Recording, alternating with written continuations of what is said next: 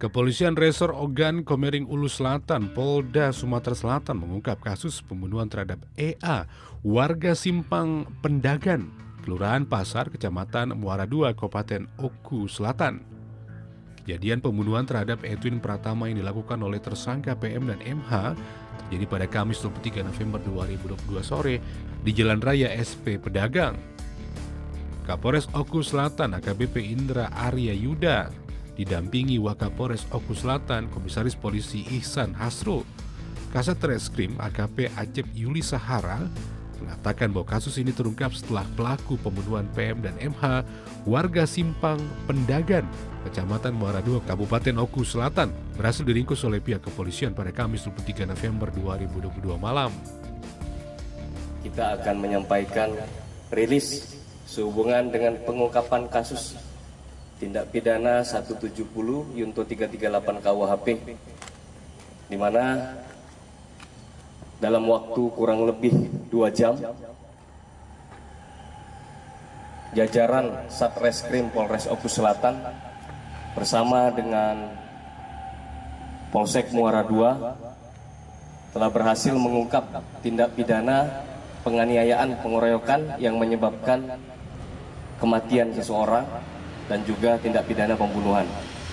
Dapat kami jelaskan bahwa kejadian terjadi kemarin hari Kamis 24 November 2022 sekira pukul 16.00,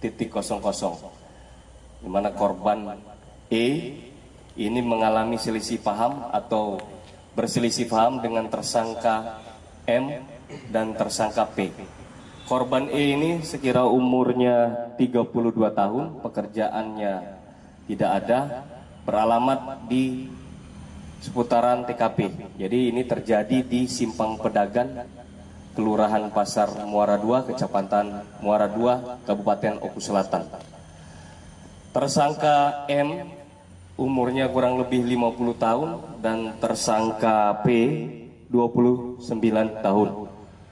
Ini mereka mengalami peristiwa keributan antar mereka, kemudian korban E ini ditusuk oleh kedua orang tersangka. Korban E ini mengalami luka tusuk sebanyak kurang lebih 4 tusukan yang mengakibatkan korban kehabisan darah hingga akhirnya meninggal dunia di klinik atau rumah sakit Ismadana.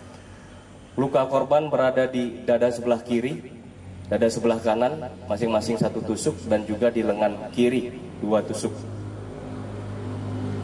Sesaat setelah kejadian, Satreskrim Polres Oku Selatan di bawah pimpinan Bapak Kasat Reskrim bersama dengan Kapolsek Muara II dan anggota Reskrim baik Polres dan Polsek mengejar kedua orang pelaku yang langsung melarikan diri sesaat setelah kejadian. Kurang lebih pukul 17.00 kedua orang tersangka berhasil kita ringkus, kemudian juga kita amankan untuk kemudian diperiksa secara mendalam. Tadi malam kita sudah maraton memeriksa peran dari masing-masing tersangka. Belumnya ini kami jelaskan juga salah satu tersangka sempat kita interogasi secara terpisah untuk menjelaskan perannya. Jadi di hadapan rekan-rekan media semua sudah ada 3 buah barang bukti, antaranya celana jeans milik korban, kemudian juga pakaian yang dikenakan oleh korban dan 1 bilah senjata tajam dengan panjang kurang lebih 50 cm. Kami perlihatkan depan rekan-rekan.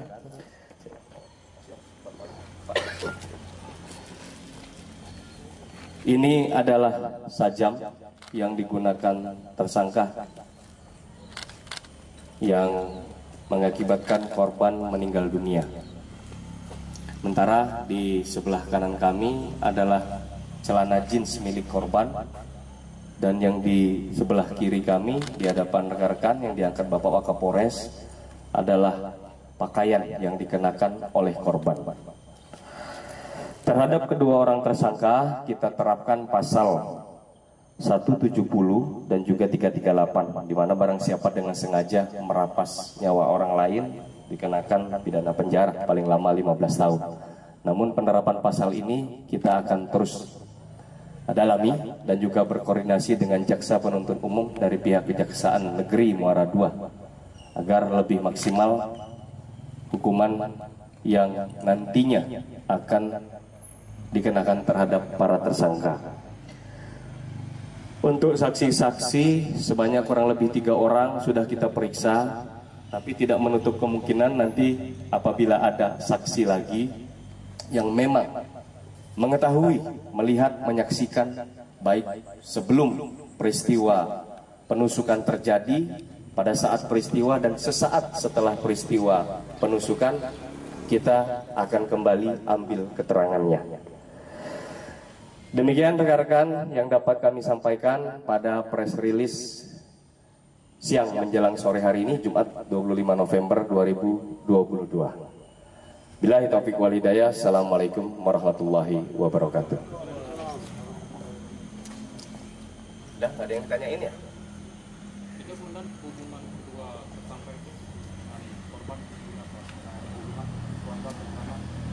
Baik, kami jelaskan antara korban dan kedua orang tersangka, kami dapatkan informasi dari para saksi dan keluarga masih memiliki hubungan kekerabatan. Tapi hubungan kekerabatannya sedekat apa, kita akan dalami kembali. Sementara untuk kedua orang tersangka ini adalah ayah dan anak.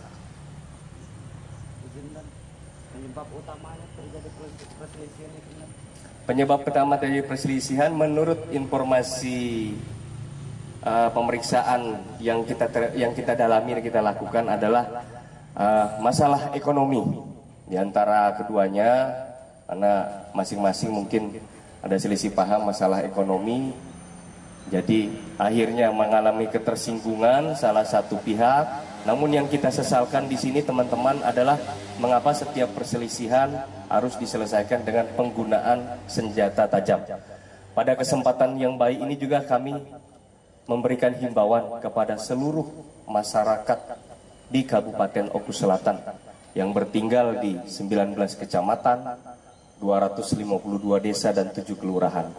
Mohon untuk budaya ataupun kebiasaan membawa senjata tajam jenis apapun agar tidak dilakukan atau tidak membawa senjata tajam kemana-mana, karena ini jelas bertentangan dengan peraturan perundang-undangan yang berlaku.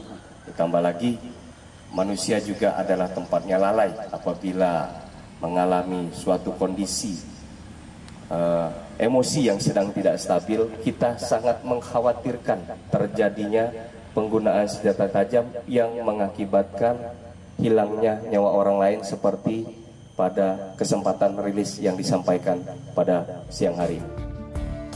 Tersangka MH dan PM terancam pasal 338 KUH pidana tentang pembunuhan yang disengaja dengan ancaman hukuman maksimal 15 tahun penjara.